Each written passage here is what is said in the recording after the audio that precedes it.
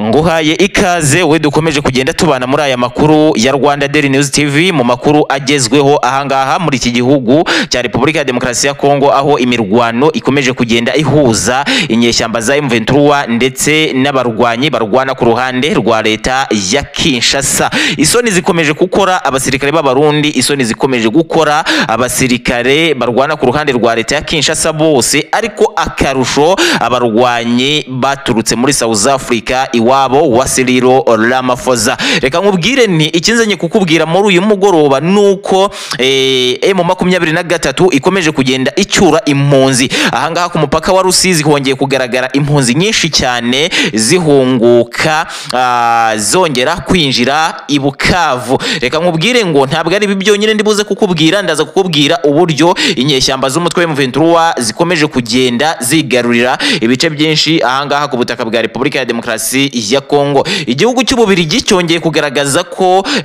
gishyigikiye leta ya Kinshasa mu byo ikomeje kugenda ikorera byose abaturage ahangaha ku butaka bw'iki gihugu cya Repubulika ya Demokarasi ya Kongo. Ibi ngibi nabyo ndabikubwira ku buryo burambuye. Nindagiza kukubwira ibi ngibi ku buryo burambuye, ndakubwira ibyo Evariste Ndayishimiye atangariza abarwanyi b'umutwe wa M23 ahangaha ku butaka bw'iki gihugu cya Repubulika ya Demokarasi ya Kongo. Ngayo nguko noneho rero ni munyemerere amakuru yacu tuyagaruke ku buryo burambuye, ariko tuzeragaruka ku buryo burambuye. Kora subscribe, ukomantinge ndetse yewe unarayikinge kugira ngo amakuru yacu ajya kugeraho gatanu kuri gatanu. Nitwa Mr Kenzo, mbahereje ikaze. Ubwo kandi twagiye mu makuru yacu. Reka duhere ahangaha ku mupaka wa Rusizi uhuza u Rwanda ndetse n'igihugu cya Repubulika ya Demokarasi ya Kongo, ahongeye kugaragara impunzi nyinshi cyane.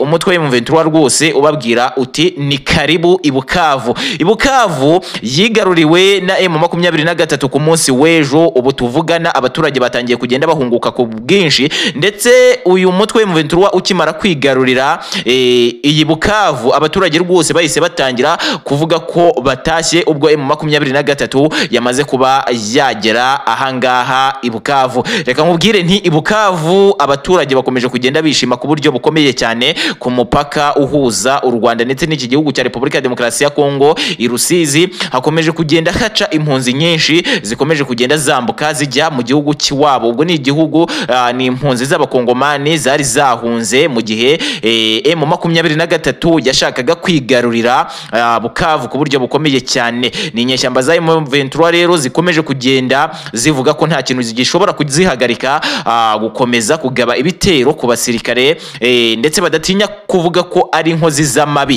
z'amabi zo bita Perezida Kisekedi Kirombo ahangaha ku butaka bw'iki gihugu cya Repubulika ya Demokarasi ya Kongo. Ngayo nguko noneho rero ni munyemerere twigerere Bubiligi. Igihugu cy'Ububiligi cyongeye gushimangira ko gishyigikiye Perezida Kisekedi Kirombo ko ndetse yewe bidatinze kigiye kuba cyamwoherereza umusada. Ntabwo turamenya neza umusada igihugu cy'Ububiligi kigiye kuba cyakoherereza uyu Perezida Kisekedi Kirombo ahangaha ku butaka bw'iki gihugu cya Repubulika ya Demokarasi ya Kongo. Ni mu gihe kandi igihugu cy'Ububiligi kitari kurebana neza n'igihugu cy'u Rwanda, mu gihe igihugu cy'Ububiligi cyavugaga ko mu gihe igihugu cy'u Rwanda kidakuye ingabo gifite ahangaha mu gihugu cya Repubulika ya Demokarasi ya Kongo, Ububiligi buri buhagarike inkunga yose cyangwa se ibikorwa byose cyakoranaga n'igihugu cy'u Rwanda. Igihugu cy'u Rwanda kiti rero aho kugira ngo twemere izo nkunga zanyu, ariko abaturage bakomeze kugenda batikirira ahangaha mu gihugu cya Repubulika ya Demokarasi ya Kongo, cyangwa se dukomeze kugenda turebera ibikomeje kugenda bibera ku butaka bwa Repubulika ya Demokarasi ya Kongo, ntabwo bikunda.